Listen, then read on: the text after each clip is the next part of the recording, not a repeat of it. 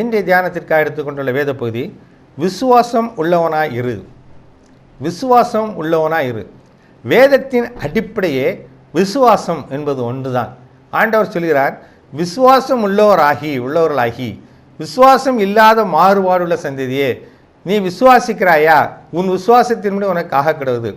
வேதத்தில் பார்த்தோமானால் ஆண்டவராய் இயேசு கிறிஸ்து நம்மிடத்தில் சொல்லக்கூடிய ஒரு காரியம், நாம் விசுவாசிக்க வேண்டும். விசேஷமாக நாம் அவரை விசுவாசிக்க வேண்டும். இயேசு கிறிஸ்துவை விசுவாசிக்கும் பொழுது நமக்கு எல்லா விதமான நன்மையும் கிடைத்து விடுகிறது என்பதை தெளிவு. அதைத்தான் ஆண்டவர் அழைத்து சொல்லிக்கொண்டே வருகிறார். நீ விசுவாசம் உள்ளவனாயிரு. அவர் எந்த இடத்த சொல்கிறார் பாருங்க.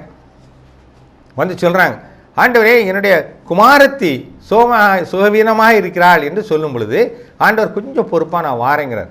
ஜனக்கூட்டம் நிறைந்து அப்படியே நெருக்கி கொண்டே வர்றதுனால அது லேட் ஆயிடுச்சு.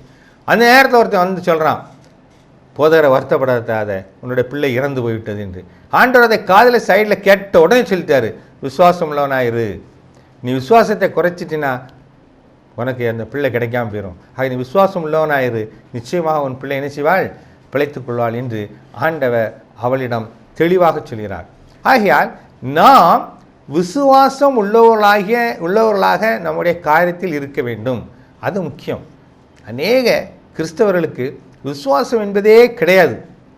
இங்கே போய்விட்டால் நமக்கு ஆசீர்வாதம் வருமா, அங்கே போய்விட்டால் ஆசீர்வாதம் வருமா, இதை செய்துவிட்டால் ஆசீர்வாதம் வருமா, அதை செய்துவிட்டால் ஆசீர்வாதம் வருமா, அப்படி கிடையவே கிடையாது. கிறிஸ்தவர்களாகி நீங்கள் இந்த நூற்றுக்கு அதிபதியைப் போல விசுவாசம் உள்ளவர்களாக இருங்கள். மரித்த அவள் மகளை என்ன செய்தாள்? உயிர் தெழுந்து விட்டாள். அதுதான் ஆண்டவர் அப்படியே சொல்லிக்கொண்டே ஒவ்வொரு காரியத்தையும் சொல்லிக்கொண்டே இருக்கிறார். இந்த கானான் இஸ்ரேலை பாருங்கள். அப்போ அந்த பிள்ளைகளின் அப்பத்தை எடுத்து நாய்களுக்கு குட்டிகளுக்கு போடலாமான்னு சொல்லும்போது கூட அவள் சொல்கிறா, நாய் மேஜையின் கீழ் உள்ள துணிக்கைகளை பொறுக்கிக் கொள்ளுமே அப்படின்னு சொல்லி. இப்போ ஸ்திரியை, உன் விசுவாசம் பெரிது, உன் விசுவாசத்தின்படி உனக்கு ஆகக்கிடுவது, அந்த விசுவாசத்தின்படி உனக்கு ஆகக்கிடுவது என்பதை ஆண்டவர் அடிக்கடி சொல்கிறார். உங்களுக்கு என்ன விசுவாசம் இருக்கிறதோ அப்படி நீங்கள் செய்யுங்க.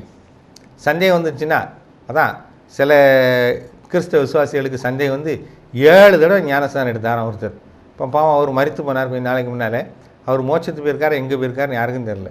அப்போ அவிசுவாசம் உள்ளவர்கள், விசுவாசம் இல்லாத மாறுபாடுள்ள சந்ததியை என்று ஆண்டவர் சொல்வது நம்முடைய காதில் கேட்கிறது. ஆகையால் நீங்கள் எதில் இருக்கிறீர்களோ அதில் விசுவாசம் உள்ளவர்களாக திட மனதுள்ளவர்களாக இருங்கள். கிறிஸ்தவர்களாக நாம் பிறந்து விட்டோம்.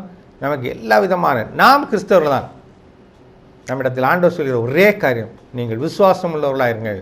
என்னிடத்திலும் விசுவாசம் உள்ளவர்களாக இருங்கள், பிதாவிடத்திலும் விசுவாசம் உள்ளவர்களாக இருங்கள். நான் பிதாவிடத்திலும் வந்தேன் என்பதை நீங்கள் விசுவாசிங்கள் என்று சொல்கிறார். அப்படிப்பட்ட விசுவாசத்தை நாம் பற்றிக்கொள்வோம். உறுதியாக விசுவாசத்தை பற்றிக்கொண்டு, ஆண்டவர் எனக்குள் இருக்கிறார், அவர் எனக்கு எல்லாவித நன்மைகளையும் செய்வார் என்ற இந்த காலை வேளையில் நாம் ஆண்டவரை விசுவாசிப்போம். அவர் நம்மை ஆசீர்வதிப்பார் என்பதில் எந்த விதமான சந்தேகமில்லை. அப்படிப்பட்ட கிருபையை தேவன் தாமே தருவாராக.